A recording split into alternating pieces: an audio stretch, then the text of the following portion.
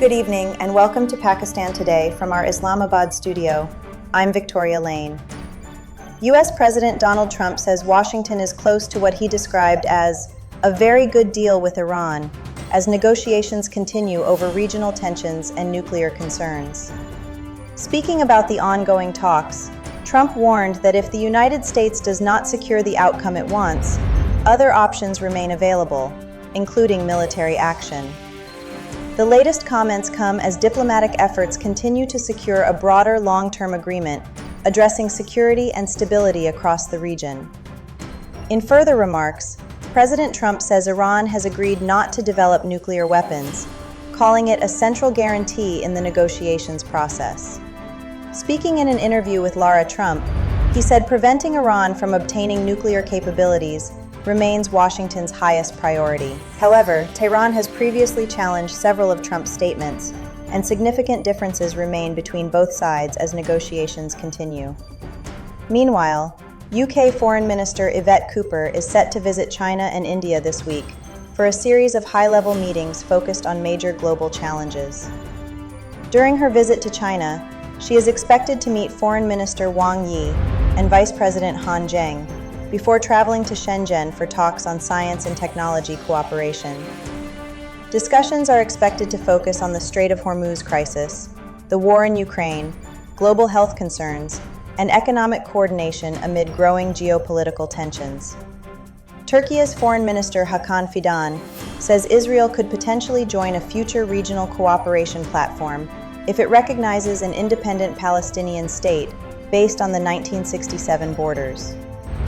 Fidan says the proposed framework could involve Turkey, Pakistan, Saudi Arabia, Egypt, Gulf nations, and possibly Iran in the future. He stressed that regional countries must commit to respecting each other's sovereignty and security as discussions over long-term Middle East stability continue.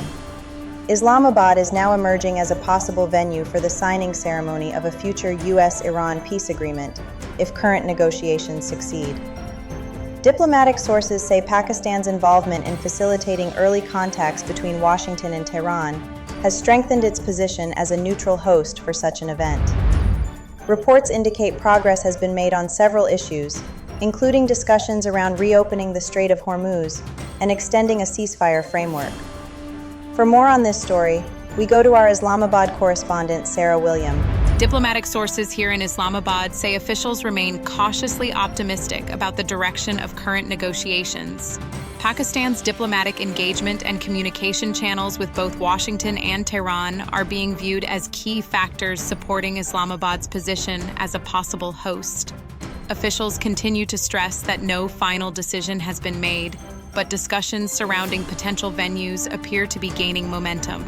Analysts say any agreement would still require progress on nuclear issues and wider regional security concerns before reaching the final stage. And finally, Pakistan has defeated Australia by 5 wickets in the first one-day international in Rawalpindi, marking a memorable result in the country's 1,000th ODI appearance.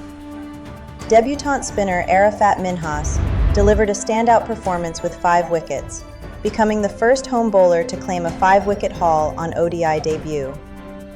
Babar Azam contributed 69 runs, while Ghazi Ghori added 65, as Pakistan successfully chased down a target of 201. The remaining matches of the series will now move to Lahore. That's all for now. You're watching Pakistan Today. I'm Victoria Lane.